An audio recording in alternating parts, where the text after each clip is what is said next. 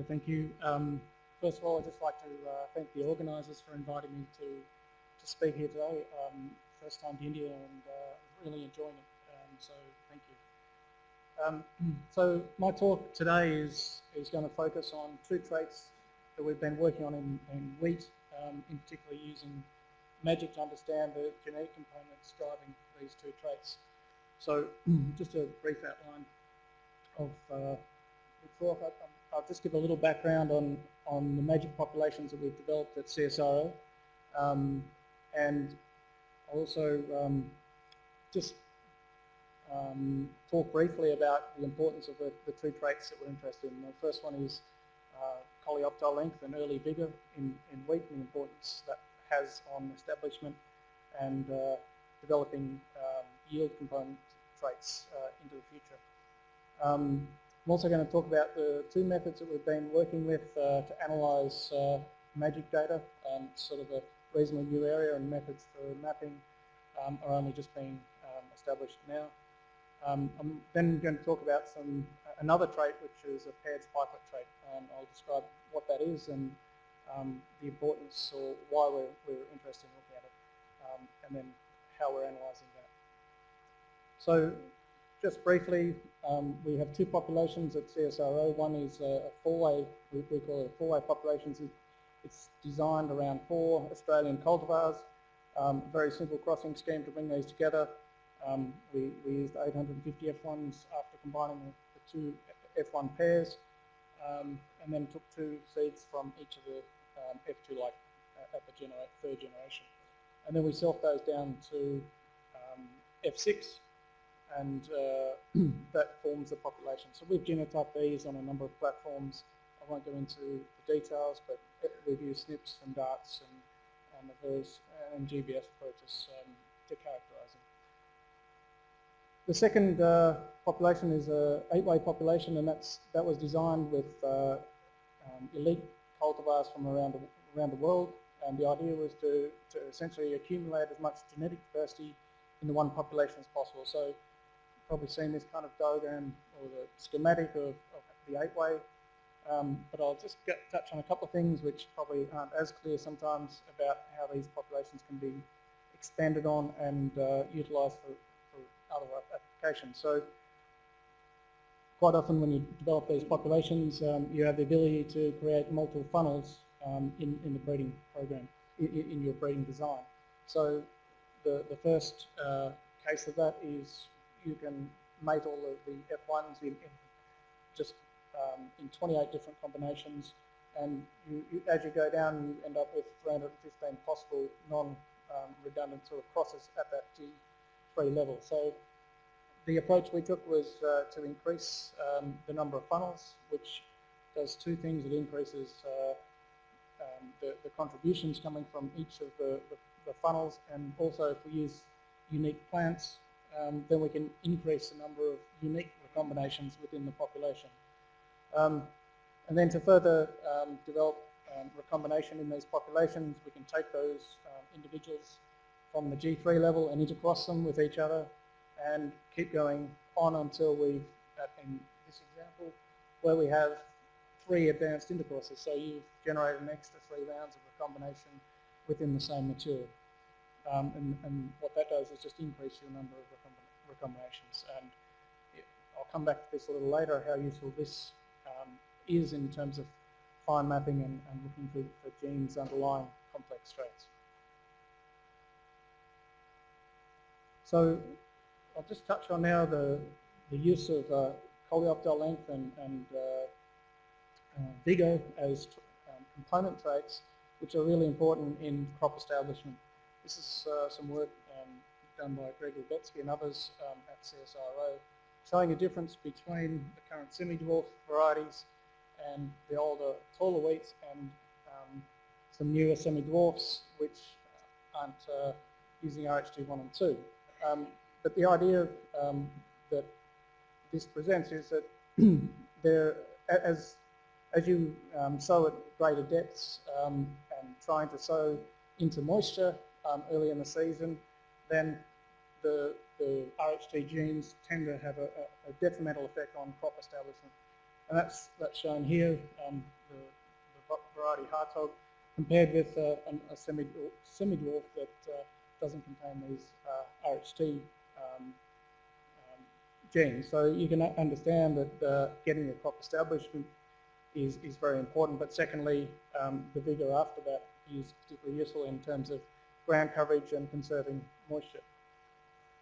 So in terms of what impact that has on yield and why we're interested in this particular trait is this data here is once again due to the work of Greg Rudetsky and others. But what it shows is the importance of early vigor highlighted in the red there in terms of what contribution to yield that has. Now this data was generated using 9 separate populations, looking at tails for each of these component traits and understanding what contribution they actually play in favourable and unfavourable conditions. And so as you can see that the vigor is an incredibly important trait. So coleoptile length, as I said, important trait in terms of the establishment. So you can see here the differences that you can see in germplasm from tall to semi-dwarfs in breeding material. So what that translates to is in this picture here, you can clearly see the difference in the ability for that genotype to be able to grow from greater depths and get up and be vigorous early on in establishment. So this work we've recently published last year, or released this year, around using the magic population, the 4-way magic population, in understanding the genes or the QTL underlying both vigor or shoot growth and coleoptile length. So we used 1,000 4-way reels in this screening. It's a reasonably high throughput screen. We used 2 temperatures, one at 12 and one at 20 degrees in partially replicated setup in trays. And the heritability of this data is very good, 0.68 to 0.7 for these 2. So the screening is carried out in concealed bags in the growth cabinet at those 2 temperatures. And essentially we're just going through screening the individuals and measuring the coleoptile length and the shoot length. And as you can see, the phenotypic data, you see a very large transgressive segregation that exists within the magic population. So the parents there are shown here, sitting right in the middle of the distribution. So we have quite a big distribution outside of what we typically see. So the approach we've used for this is MPW game. So W game was described by Viola et al. In 2007. This is an extension where it incorporates marker probabilities from each of the founders in the QTL analysis. So at each point, every marker or interval, as you scan along the genome, or for each marker, probabilities are estimated. And then the W-GAM approach uses those intervals and the predictions of the founders to scan the whole genome simultaneously. So each of these are fitted as random effects in a forward selection approach. And so the advantage of this method is that you can also model non-genetic factors such as experimental design that are important, and this becomes more useful when you're looking at multiple sites and other factors. And the importance of being able to identify the right QTL is due to a likelihood ratio test, and so using the working model, we can detect whether that QTL is warranted in the selection. So this diagram here just illustrates the positions along the genome. We've got all the chromosomes here. It's kind of a very condensed version of the weak genetic map, identifying the positions along the genome, providing significant QTL. So as you can see in the red are very large QTL, and they are co-located with the RHT genes as we expect. But the important thing is that not only are we identifying the large effect RHT genes, which we would expect, but we can also, because of the ability to estimate the effects accurately, identify a lot of other QTL which are important. And so in a breeding program, one may not want to change the reduced height genes that we're working with. So these other QTL affecting coleoptile and shoot growth along in these regions highlighted in red become quite important. So just to explain what this second part of the diagram is, for each founder we get a probability and an effect size contributing to each of the individual QTLs. So if we have a look at this one on over here, which sits on this chromosome 1A, then we can understand that at this position, the favourable allele, which gives you a beneficial increase in both coleoptile length and shoot growth, is derived from the founder Yuppie. So this becomes very useful, and I'll describe a little bit later how we can use that information to identify candidate genes underlying these QTL. So where to from now with this work? We're planning to identify some markers. Breeders in Australia are particularly interested in utilising markers for this trait, and as I said, I'll go into the fine mapping approach that we take in our magic population. So now for something a little bit more, a little different, is a trait that we've termed paired spikelets. So spike architecture in any of the cereals is an important determinant of yield, and unlike in rice and maize, very little is known about the genes that control this trait in wheat. So we've been looking at this alternative form of spike architecture in an attempt to understand the genetic basis of some of the architectural traits. So the paired spikelets are an alternative spikelet arrangement in wheat, and so they're characterised by the formation of two spikelets at any of the node rather than one. So in the case of where the red is, you've got two separate spikelets being formed at the same node. So what does that look like in reality? So there's a wheat spike that's a little bit twisted, but it's what it clearly shows in the second image are these paired spikelets that are forming. So there are a number of reasons, I guess, that you may wish to look at them. There are also large varying degrees of how prominent this paired spikelet is. So in this image here, you can quite clearly see a very little, and we term these rudimentary spikelets that are being formed, and you see these in many wheats. This one here is a more complete paired spikelet where full grains are formed, and so what that means is that at any position along these nodes, then you're getting more seeds at a particular point. And what this diagram here shows is the position along the spike where they occur, and as you would normally see in a wheat spike, larger seeds tend to occur in the centre, but also this is also where the paired spikelet trait is expressed at the high. So you can see the number of grains that you are getting in the contribution from the paired spikelet is increasing the grain number along that spike. So we've used 3 field sites and 2 glasshouse trials to look at spikes and to understand the genetics underlying the trait itself. So the site here is down at Leeton in 2010. We have a Tamora site in New South Wales, Australia, and another one here at Yanco. So we basically went through a large set of field trials and collected heads and characterised a number of different spike architectural traits, and one of those being this paired spikelet. So we did a lot of collection. What you can see is that the number of lines at any site varies quite a bit. This here is the additive variance that the markers, the variance that we could, or the genetic variance at each of the sites. So at the glasshouse, this particular glasshouse, we have a low heritability, and these others have quite high heritabilities.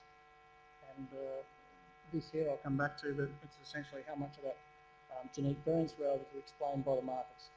So one of the things that's interesting and curious about being able to look at this trait is the fact that it is very low frequency within the population. So you can see here the number of individuals where no paired spikelets are observed compared to these other ones. So that presents quite a nasty problem when you go to do a mapping-based approach. So having a very non-normal distribution in the trait. So we had to come up with an alternative method to be able to handle this kind of data. This is largely due to the work of Brian Cullis from the University of Wollongong. And the approach is essentially a hybrid between the W-game approach and the approach presented by Pasteno et al. in TAG. So essentially what we're doing is doing a genome scan of every marker using the founder probabilities of each of the 4 founders in the magic population and using a generalized linear mixed model. So we're also including the terms to respect design information from the field or the glasshouse and other genetic terms. So given the non-normal distribution of the paired spikelet, the binomial model was fitted with that dispersion. So just to run through this analysis, what we're doing is the first step is to look at in a base model, just we have a term, the type which separates out the magic lines from other lines, and then we go through at each marker and we scan using the probabilities from the founders for each individual line. And then in the additive, in the random effects, we're using additive marker. So that's the rest of the markers that we've included. So that out of this population, we're looking at about 2,600 markers, and then another polygenic effect to soak up the rest of the genetic variants that we're not explaining. And then also the design aspects of the particular trait. So we do that, we run through a scan, and then we fit those markers back into a model, and then we do that again to ensure that we haven't missed any. And then a complete scan at the end is done where we're fitting all those markers back into a model and eliminating those through backward elimination that are non-significant. And so that ends up leaving us with a set of markers that we can then plot using this Manhattan-style approach. And we can see that each of the colours here represents a site, and the circles represent whether it was identified in the first genome scan or the subsequent scan. And so quite often along the genome we find areas such as this where 4 out of the 5 sites are identified, and over here we have the 5th site coming up. So that gives us some I guess, confidence that these such VTL are real. In other cases we don't see that and we have less confidence. So this is just the overlay of all of that information across the sites, and you can see that there are particular regions which have many VTL identified, and there are others less so.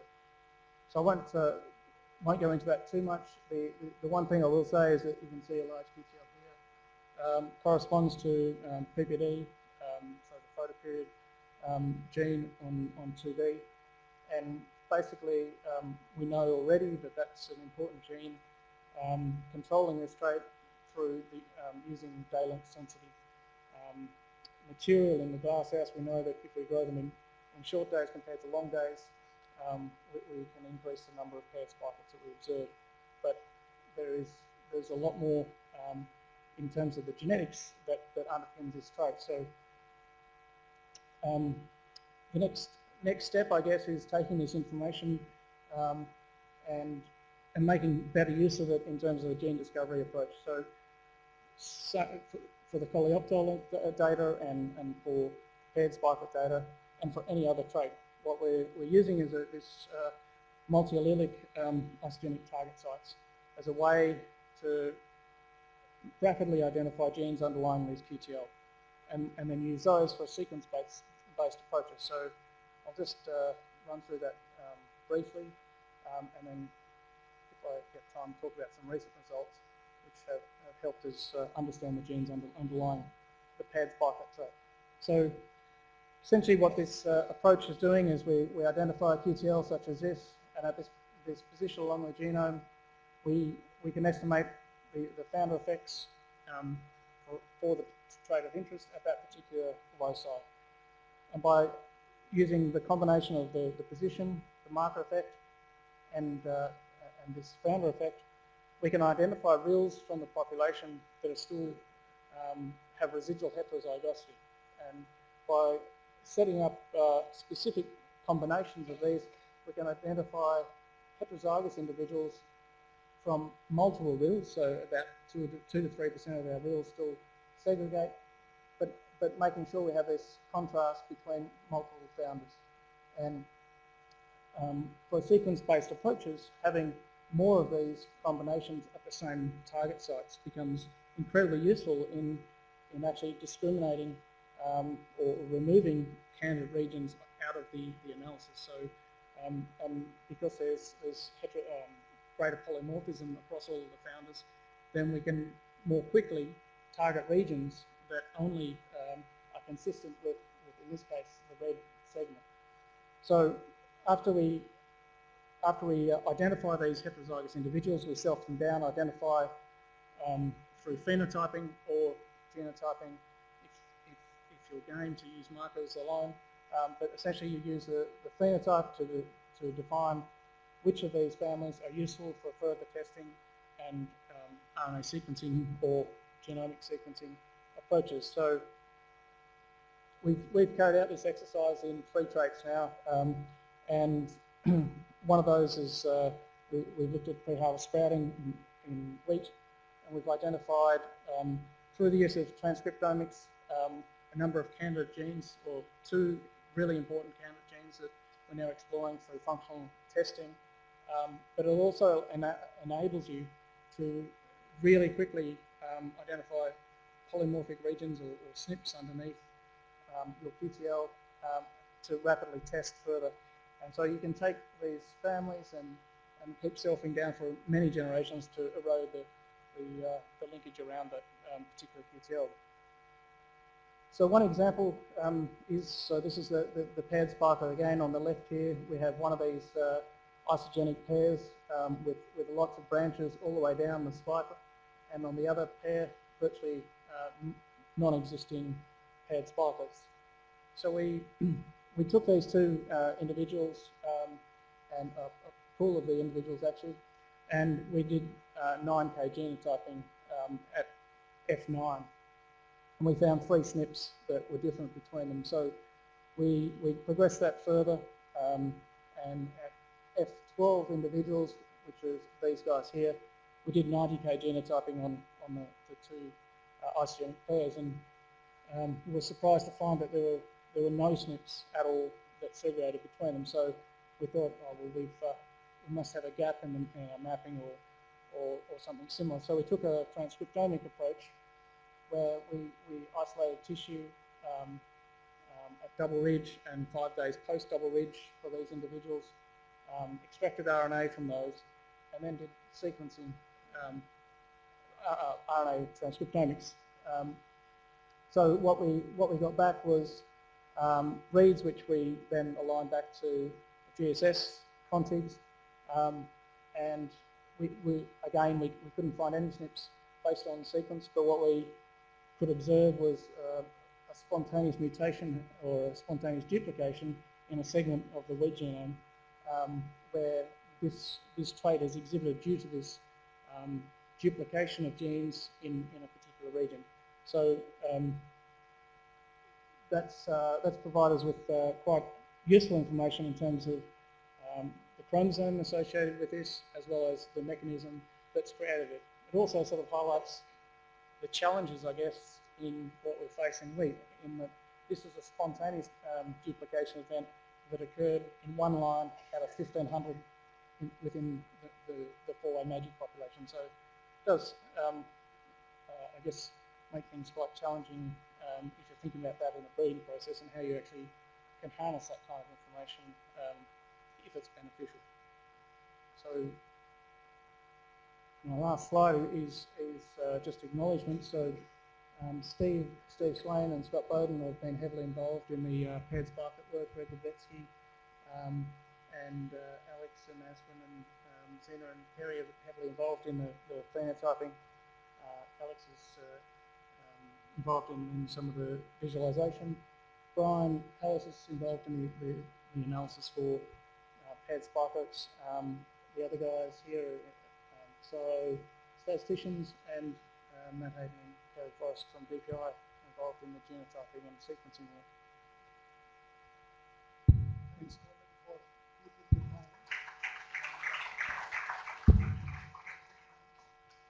We have time for 2-3 questions.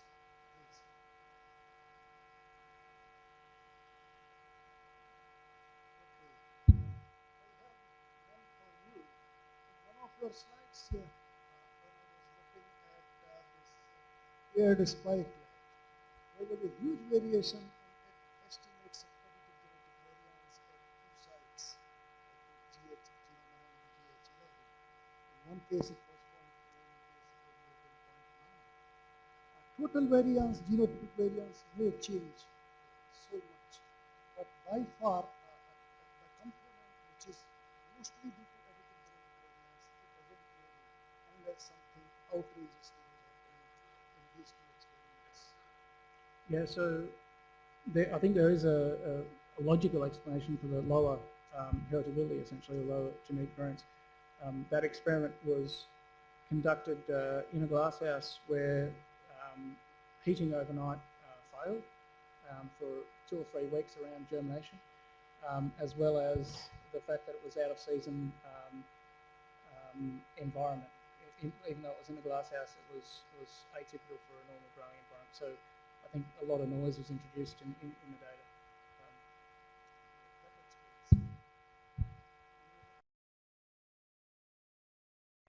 The spontaneous duplication that you talked about was very interesting. Do you know whether that occurred? Do you know where in the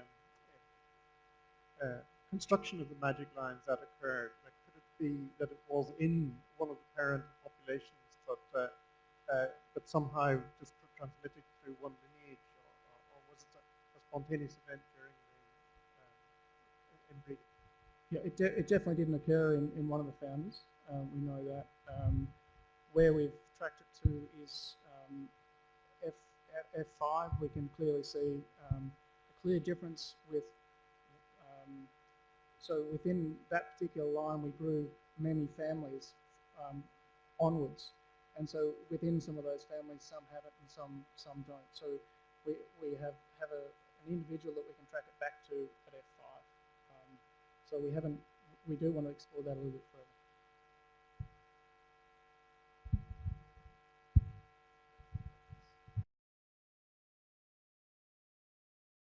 The production of your magic population, in the last cross which you make between the two F1s, there must be segregating population, right?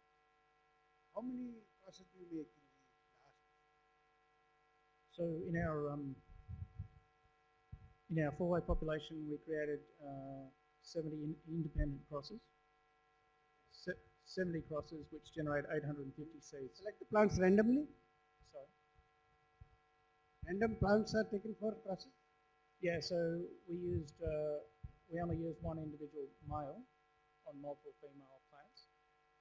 In the 8-way population, it's far more complex. We actually generated close to 800 independent crosses at the last level. So we had essentially 315 funnels, if you like, and utilised 796 crosses from independent plants. So the number of unique recombinants is far greater.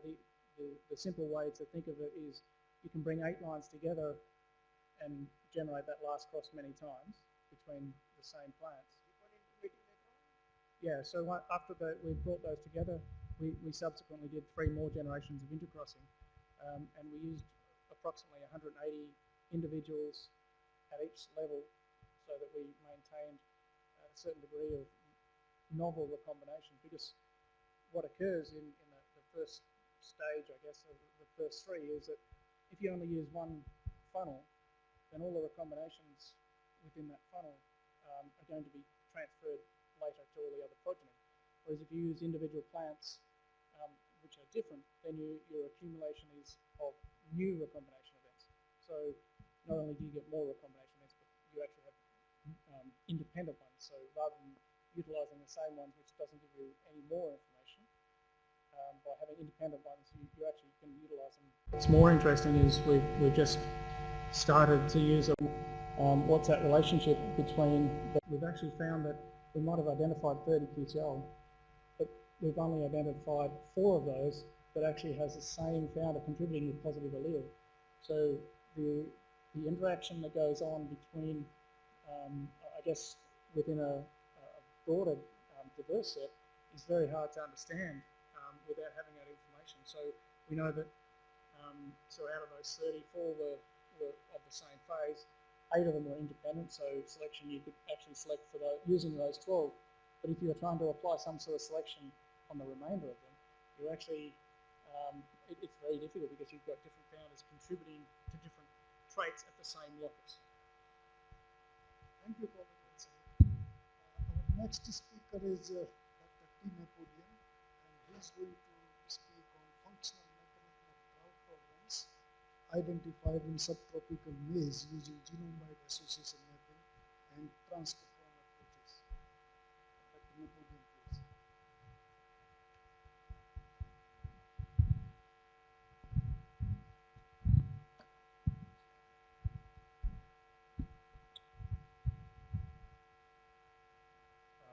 Very good afternoon to everyone.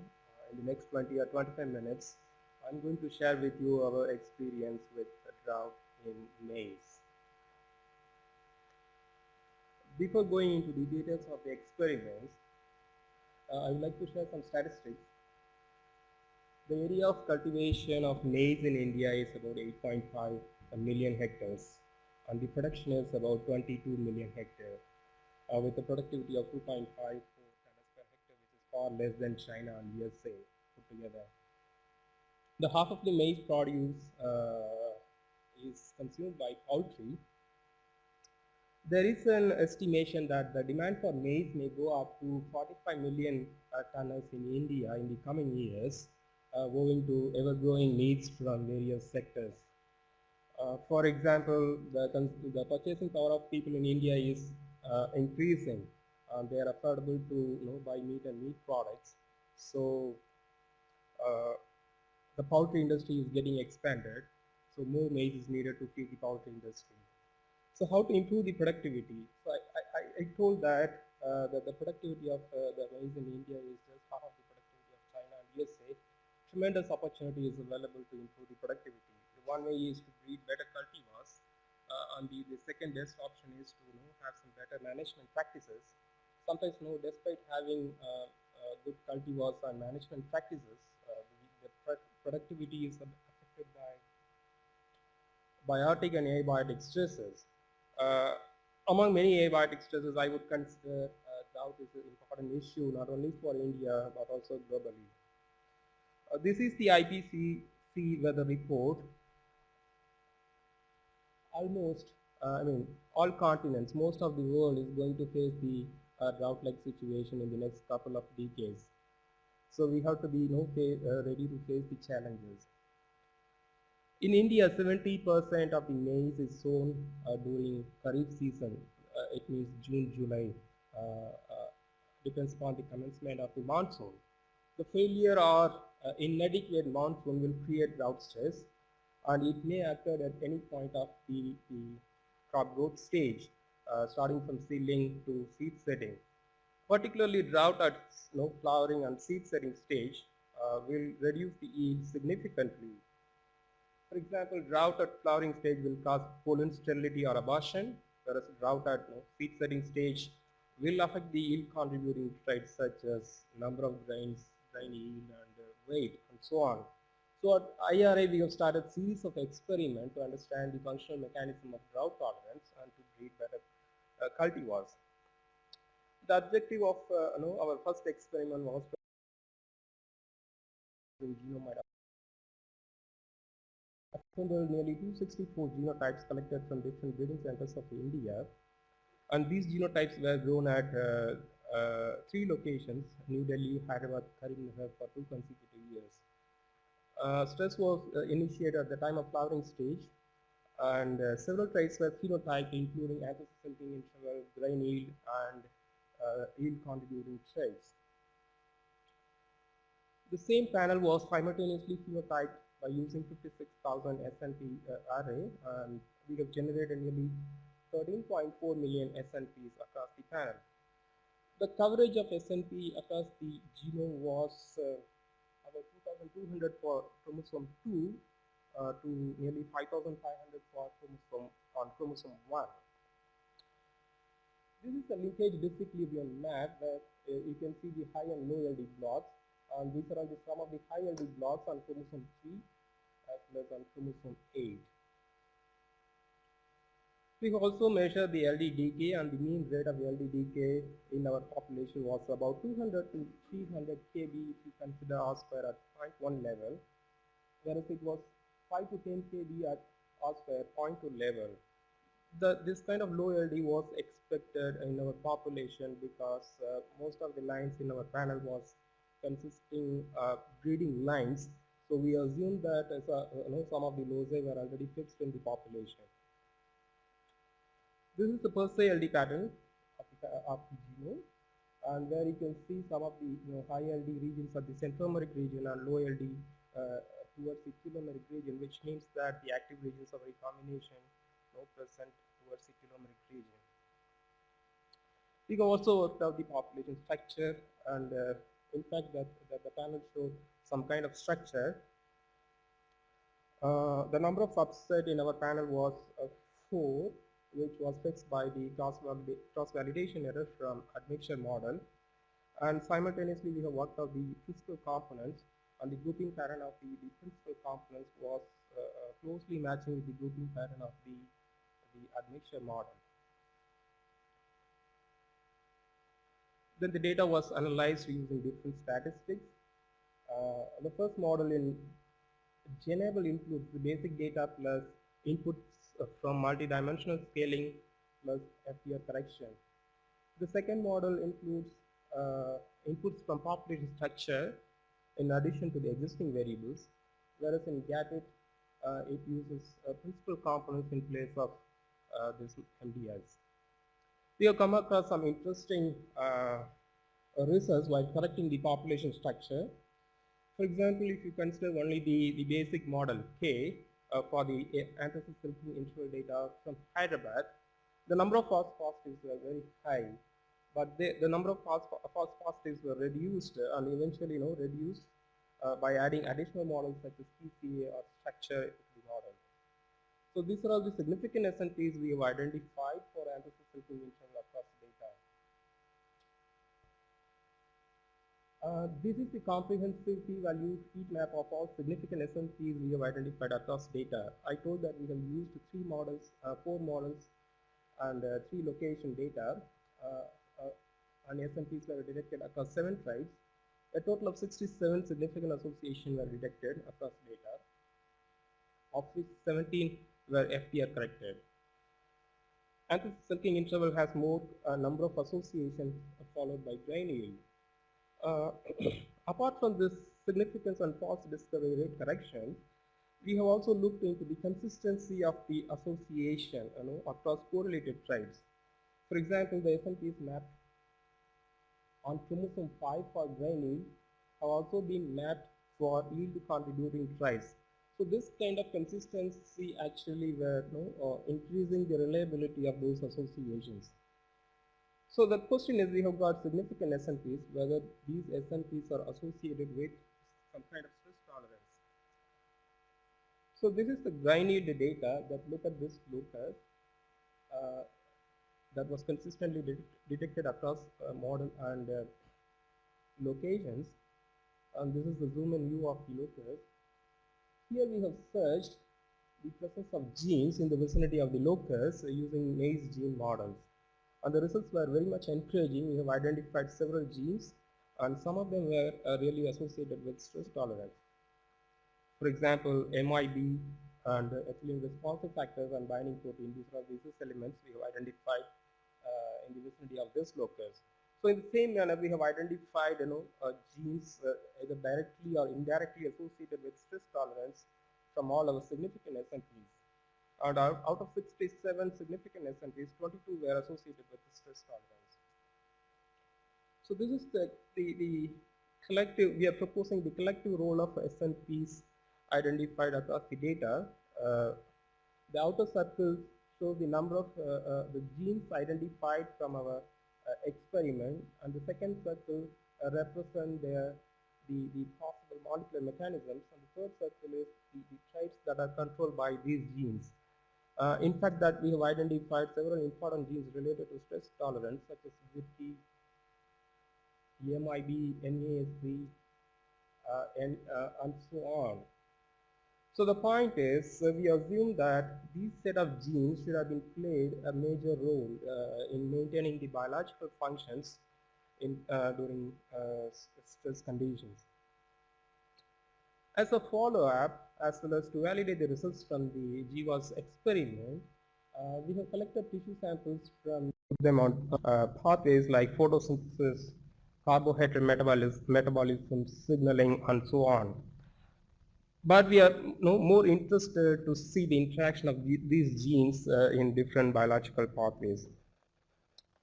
For that, we have collected a huge volume of data, nearly 544 microarray samples from public domain, and we have created this co-expression maps, and we have mapped our expressed genes. You can see the clear-cut difference between these two genotypes with reference to their mapping structure. And to reduce the complexity of the map, we further split the map into different modules. The number of modules for tolerant genotype was 10, whereas it was 8 for the sensitive one. Apart from that, we have identified 174 drought-related genes, and we have also mapped these 174 genes onto the modules.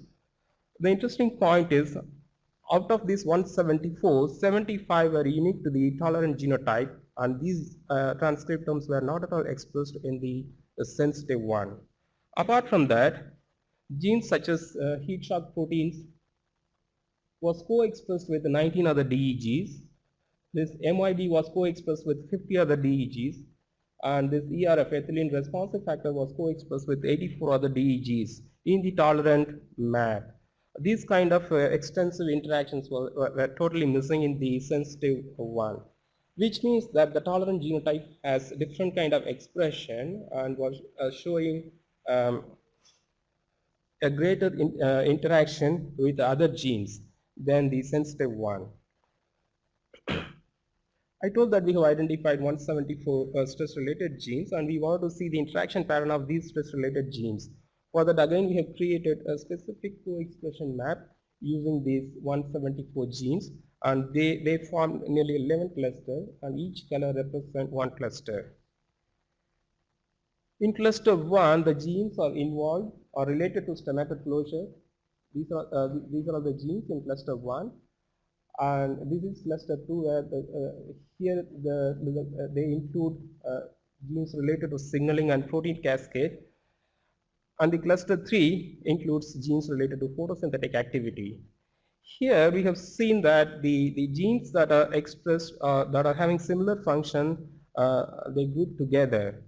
And the second point is genes, stress-related genes in different clusters are extensively interacting with each other.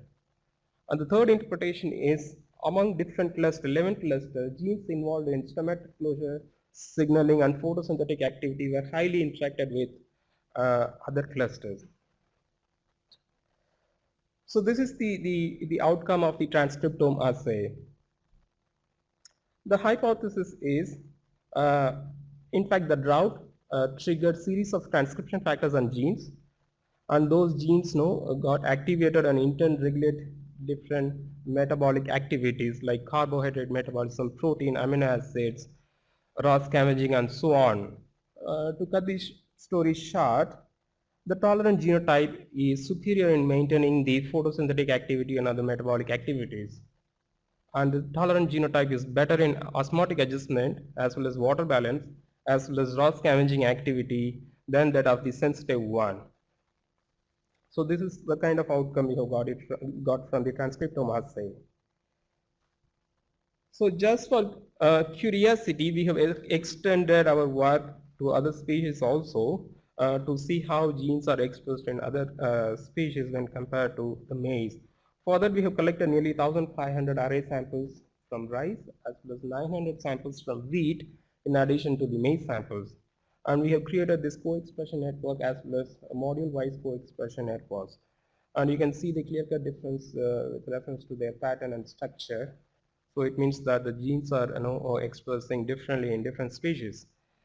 Here we are particularly interested in some of the important transcription factors related to stomatal closure, osmotic adjustment, and water balance. For that, we have shortlisted 17 transcription factor families, which include this HLH, C2H2, NAC, ERF, and Wiki families. The point is also the number of families are same across these species. The maize has only 290 genes, which is 30 to 35% lesser than that of the other two monocots. This is probably showing the efficiency of C4 over C3. Apart from that, this is the co-expression map of the maize for these 17 families. The HLH, this transcription factor has highly connected with other families, then followed by C2H2, then by NASC, then by ERF, then by Wiki. Whereas in rice, the order is something different. HLH followed by C2H2, followed by ERF, then Wiki, then NASC. Wheat has totally different order. Again, it means that though the genes are same, their interactions are totally different in different species. Finally, we also wanted to see the gene regulation at post-transcriptional level. For that, we have collected nearly we have collected the microRNA from genome sequence databases as well as array databases, as well as we have identified the target mRNAs. And we have, from using different tools, we have identified 126 matured microRNAs. The question is whether these microRNAs are playing any role in our genotypes. So we have collected 42 interesting mRNAs from our transcriptome experiment, and we have measured the transcriptome level of this miRNA-mRNA pair in two contrasting genotypes, that were part of the transcriptome experiment. I would like to highlight one important result. These are all the three miRNAs and their target mRNAs, and these are the 6 elements controlled by these mRNAs. Here the point is the miRNAs were down-regulated in the tolerant genotypes and up-regulated in the sensitive one, whereas the mRNAs were up-regulated in the tolerant genotype and down-regulated in the sensitive genotypes, which means that the miRNAs were negatively regulating the important genes in the susceptible genotypes, leading to susceptibility. So that kind of conclusion we have arrived. So in summary, we have identified genes and SNPs responsible for important biological functions, including photosynthetic activity, osmoregulations, raw scavenging activity, and other metabolic processes. Right now at IRA, we have identified founder lines related to having some stress tolerance, and now we are combining the alleles to get better allele composition to breed tolerant cultivars. So my sincere acknowledgement goes to our donors and collaborators as well as research fellows and technicians. Without them, this work could not have been possible. Thank you very much. Thank you very much, and thank you for keeping to time. We've got opportunity to take 1 or 2 questions. Roberto again.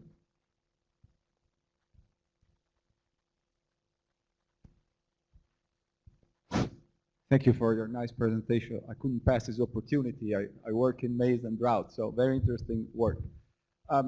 Unfortunately, I had to go out for 5 minutes, so I'm not sure if you talked about that or not, but I assume that the water balance of the plant came into the picture at some point, as you alluded at the end. So to what extent the different expression of genes that you find are just expression of different water levels? Because as a breeder, I think I'm more interested in the cause rather than in the symptoms of what I'm trying to breed for. So basically the point I'm trying to get to, did you have data also on the water status of the plants, and have you done a QTL analysis or some sort of analysis to identify which morphophysiological traits might have been linked to this different capacity of the plants to maintain water status? Roots, waxes, escape due to flowering time. If you could elaborate a little bit on that, I think I would appreciate it. Thank you. Yeah, I understand that. The point is, as far as this transcriptome assay is concerned, that we have not measured, that so many physiological traits. It's only, the outcomes are based on their functional annotations, right? Then it would be really nice, but we have got the two contrasting genotypes. They are really working, showing so contrasting and stress tolerance. Then it would be really nice to see. Even I personally interested to phenotype almost all physiological traits. Then we can even mapping those QDLs, and we can just validate those genes whatever we identified from the transcriptome experiment.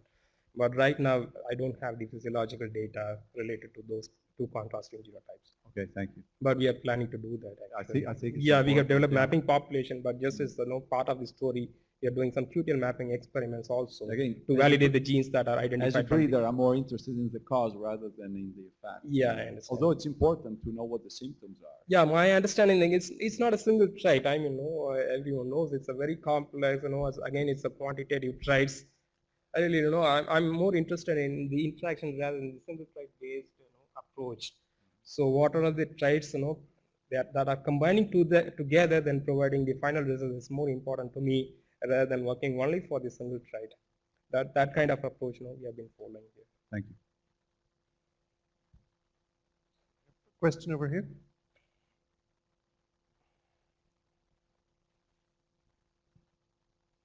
I don't know if I remember your point that you the last three genes, and I think you think you present that drought tolerant and drought sensitive, and why drought tolerant those three genes are downregulated and the drought sensitive are upregulated. Can you give an explanation? Okay, you are talking about the last slide, the miRNA. Yeah, right. The point is, it's not only those three genes. Just I have highlighted only those three genes. We have got several set of genes actually. But the point is, for a trait, it is come from the DNA sequences to transcriptomes to protein, right? For the trait expression. Sensitive genotype doesn't possess those kind of traits which are blocked by those miRNAs in the middle. That is the idea. So you have the DNA sequence, the tolerant genotype has the transcriptome, and finally it is going to the some of the channels for final expression, whereas the sensitive genotypes, the expression is blocked in the middle of the gene regulation that was due by the miRNAs.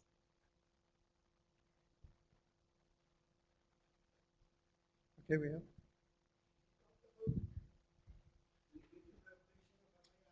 Yeah.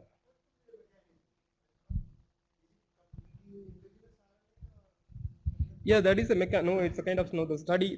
This kind of studies are evolving. The miRNA is also playing a crucial role in gene regulation, and most of them are actually negative. Yeah, of course, that is another study. They are also regulated. So mostly they are negatively regulating the things, regulating the transcriptomes. So sometimes they are destroying the transcriptomes during the process of gene regulation. So we have just highlighted those miRNAs, what we have identified. And these RNAs are related to some cis elements, and they are related to some kind of physiological mechanisms related to stress tolerance. Pardon me? Yeah, definitely. Yeah, it's going on. I have a small question. With regard to microRNA mediated regulation of genes, did you see in a situation where single microRNA regulating more than one gene? Yeah, or it is. more Yeah. more than one microRNA regulating the same gene? No, it's mostly, even if you scan the whole genome, you may not be able to get not more than 200 to 300 miRNA families, which means that one miRNA family is controlling or regulating more number of transcriptomes, right?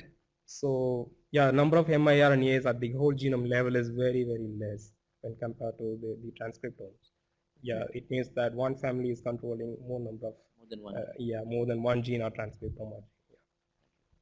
Thank you very much. I think we need to move on. Perhaps you can ask the question at the break. So I think we need to move on to the final talk in this session, which is from Sukai Lee from Seoul National University, who's going to talk about genome sequence and QTL identification for major agronomic traits in mung bean.